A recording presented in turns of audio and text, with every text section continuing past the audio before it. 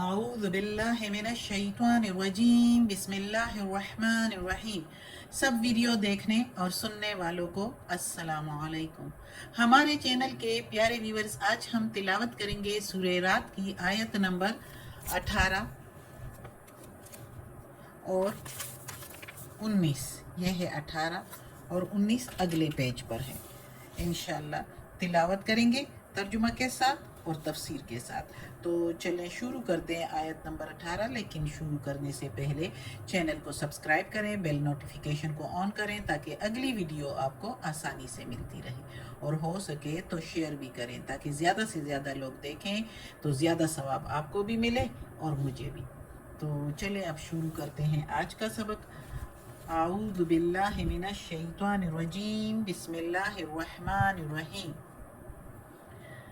للذین استجابوا، للذین لی کے میننگ کے لیے، لذین کے میننگ جو، استجابوا قبول کریں، لربہم کے لیے رب ان کے، لربہم الحسن، لی کے میننگ کے لیے ربہم الحسن، رب ان کے، اور حسنہ بلائی۔ یعنی میننگ اس کا ترجمہ بمحاورہ ایسے ہوگا کہ وہ لوگ جو مانتے ہیں حکم اپنے رب کا تو ان کے لیے بھلائی ہے، ان کے لیے بھلائی ہے، اچھائی ہے۔ والذین، اور وہ جو، وا کے میننگ اور الذین کے میننگ جو، لم نہیں، پاسٹ میں نہیں، یستجیبو مانتے، لہو اس کو، لو اگر، انا بے شک، لہم ان کے لیے، لہم ما فی الارض ان کے لیے یا ان کے پاس جو زمین میں ہو، جمیعا سارے کا سارا، جمیعا ومثلہ معہ سارے کا سارا اور مثال اس کے ساتھ، اور یعنی اس کے ساتھ اور بھی اس کا، لفتدو بدلے میں دے، بھی ساتھ اس کے۔ محاورہ ترجمہ کریں گے تو اگر بے شک ان کے پاس ہو زمین میں جتنا کچھ بھی ہے، سارے کا سارا، اور اس جتنا اور بھی ساتھ کر دے اور بدلے میں دے دے۔ یہ پھر تفسیر میں بتاؤں گی کہ کیسے، کہاں دے اور کیوں دے۔ اولئک وہی تو ہے، لہم ان کے لیے، سوء الحساب برا حساب ہے، ومأواہم اور ٹھکانہ ہے ان کا، وا کے میننگ اور مأوا کے میننگ ٹھکانہ، ہم کے میننگ ان کے لیے، جہنم جہنم ہے، ٹھکانہ ان کا جہنم ہے، وبئس المہاد اور برا ٹھکانہ ہے، برا ٹھکانہ ہے۔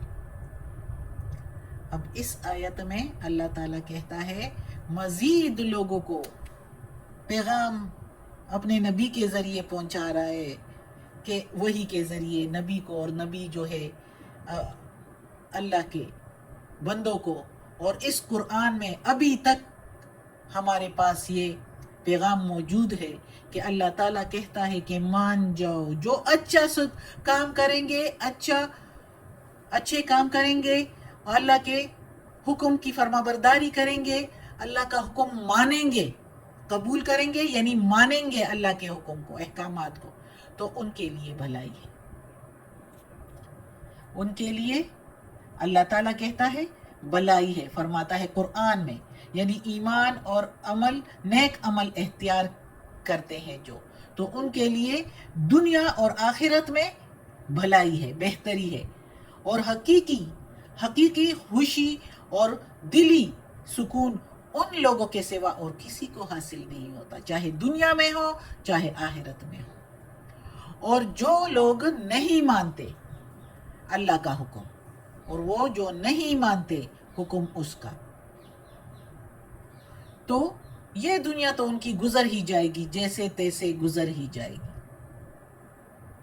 اللہ تعالیٰ فرماتا ہے یہ تو گزر جائے گی، لیکن آخرت میں ان کی حالت ایسی پریشانی اور ایسے گھبراہٹ کی ہوگی کہ اگر تمام دنیا کے خزانے ان کے ہاتھ میں ہو، بلکہ اس جتنا اور بھی ہو ساتھ، تو خواہش کریں گے کہ یہ سارا کچھ دے دے بدلے میں، لیکن یہ پریشانی اور یہ گھبراہٹ سے ہماری جان چھوٹ جائے. اتنی سختی ہوگی. یہ ایک ایگزامپل ہے. وہاں کسی کے ہاتھ میں کچھ بھی نہیں ہوگا. اس دنیا سے خالی ہاتھ جانا ہے. کس کے ساتھ کچھ کیا ہے؟ سارے خالی ہاتھ گئے. صرف کفن کے کپڑے میں لپٹ کر، صرف ڈھانپ کر قبر میں دفنائے گئے. کیا ساتھ گیا؟ یہ جائیدادیں، یہ خزانے، یہ مال اور دولت، کیا کچھ بھی نہیں کیا؟ ادھر تو خالی ہاتھ ہوں گے. لیکن یہ اللہ مثال دے رہا ہے کہ اتنی سختی، کہ یعنی اتنا کچھ، پھر تم بہت بھی گڑ گڑاؤ، بہت پاؤں پڑ جاؤ، بہت بھی محنتیں سماجتیں کرو، اور سارا کچھ اگر اتنا کچھ ہو. اس دنیا میں تو کوئی کسی کو دیلا بھی فری میں نہیں دیتا، 1 روپیہ کوئی نہیں دیتا. تو ادھر اللہ تعالیٰ کہتا ہے کہ سارے کا سارا کچھ بھی وہ دینا چاہیں گے اگر ان کے پاس ہو، لیکن معافی نہیں ملے گی. حساب میں کسی قسم کی رعایت، ڈسکاؤنٹ، درگزر، معافی کچھ بھی نہیں ہوگا. ایک ایک بات کی پوری طرح سے پکڑ ہوگی. تو اللہ تعالیٰ کہتا بھی ہے کہ دیکھو مان جاؤ، ایک ایک چیز کی پکڑ ہوگی.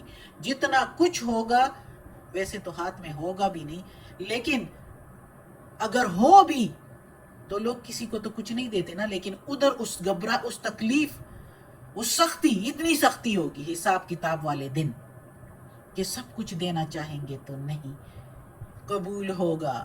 حساب اعمال کا ہوگا. جو برائی کی ہوگی تو اس کی پکڑ ہوگی. برائی والے کو کوئی ڈیل نہیں دی جائے گی.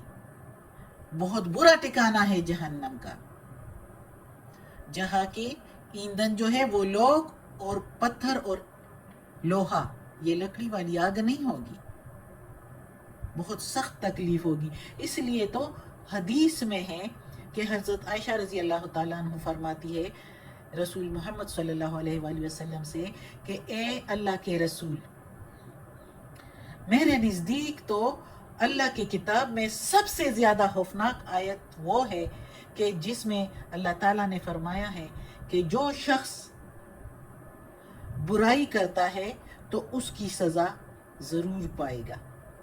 تو اس پر اللہ کے رسول نے فرمایا کہ اے عائشہ، کیا تمہیں نہیں معلوم کہ جو اللہ کے فرما بردار بندے ہوں گے تو ان کو دنیا میں جو تکلیف بھی پہنچتی ہے، حتیٰ کہ وہ ایک کانٹا ہی کیوں نہ چبھا ہو، یعنی ایک کانٹا ہی چبھا ہو اس کو، تو اللہ اس چبھنے کو، اس کے کسی نہ کسی قصور کی سزا میں جو ہے قصور کی سزا قرار دے کر دنیا میں اس کا حساب صاف کر دے گا. آخرت میں تو جس کو بھی سزا ملے گی اس کا چھوٹنا مشکل ہے. وہ سزا تو ان کو ملے گی، حساب جس کا ہوگا ان کا چھوٹنا مشکل ہے، کیونکہ جو برائی کریں گے ان کی برائی ان کے ساتھ جائے گی، عمل ان کے ساتھ جائیں گے، مال اور دولت کچھ بھی نہیں ساتھ ہوگا. تو نیک بندوں کے لیے تو اللہ کی طرف سے پھر بھی چھوٹ ہے. اس کی مثال اگر ہم اس طرح لے لیں کہ ایک شخص ہے اور اس کے ملازم ہے، ایک وفادار ملازم اور فرمانبردار ملازم، اس کی چھوٹی چھوٹی خطاؤں پر کبھی سخت نہیں اس کو پکڑتا، بلکہ اس کے بڑے بڑے قصوروں کو بھی اس کی خدمات کی وجہ سے، کیونکہ وفادار ہوتا ہے، خدمات کی وجہ سے معاف کر دیتا ہے. لیکن اگر کسی ملازم کی غداری اور خیانت ثابت ہو جائے تو پھر اس کی کوئی خدمت قابل لحاظ نہیں ہوتی، اور اس کے وہ چھوٹے چھوٹے اور جو بڑے قصور ہو وہ سارے پھر شمار میں آ جاتے ہیں. تو وہی اس طرح کی مثال ہے. اس لیے اللہ کے احکامات کی پیروی کرنی چاہیے. جو اللہ نے احکامات دیے ہیں اس قرآن میں، اس کے مطابق زندگی، اسپیشلی مسلمانوں کو تو کرنا چاہیے. جو پڑھے تو وہ تو ان کو تو پتہ لگ جاتا ہے، وہ تو کر دیتے ہیں، وہ کچھ نہ کچھ کوشش کر لیتے ہیں. لیکن جس نے نہ پڑھا ہو تو وہ کیا کرے گا؟ اس لیے میں کہتی ہوں کہ کچھ نہ کچھ پڑھ لے. یہ 15 منٹ دے دیا کریں پڑھنے کے لیے کہ اللہ کے احکامات کے بارے میں علم ہو. اللہ نہیں مانے گا حساب کتاب کے دن کہ ہمیں علم نہیں تھا. اللہ کہے گا، فرمائے گا یہ قرآن کس لیے میں نے بھیجا تھا، یہ تمہارے درمیان موجود تھا. تم ایک 15 منٹ 10 منٹ بھی نہ دے سکے اس کو کہ پڑھ لو، تمہیں معلوم ہو جائے اللہ تعالیٰ کیا فرما رہا ہے. اللہ تعالیٰ کے کلام کو اتنی جو ہے ایک سائڈ پر رکھ دیا، اتنا ایک سائڈ پر، بالکل ہی اس کو نہیں پڑھا. خالی اس طرح عربی میں پڑھنا نہیں، یہ یہودیوں کی چال ہے کہ ہم اس کو صرف عربی میں پڑھیں. اس کو ترجمے سے پڑھنا ہے، اس کو سمجھنا ہے اس قرآن کو. بہت لوگ کہتے ہیں نا کہ تجوید پر زور دے دے کہ ہم تجوید ٹھیک کریں. ٹھیک ہے، وہ بھی ٹھیک ہے، لیکن سب سے پہلے ترجمہ ہے. ترجمے سے یہ پتہ تو چلے کہ اللہ فرما کیا رہا ہے. تجوید تو زبان کی بات ہے، یہ عربی زبان ہماری زبان نہیں ہے. آپ کوشش کریں گے تو کچھ لوگوں تو اس زبان کی تجوید صحیح کر لیتے ہیں، لیکن بہت لوگ کوشش کے باوجود بھی تجوید ٹھیک نہیں کر سکتے. میں نے دیکھا ہے بہت لوگوں کو، میں نے بھی سکھانے کی کوشش کی، میری اپنی بھی اتنی صحیح نہیں.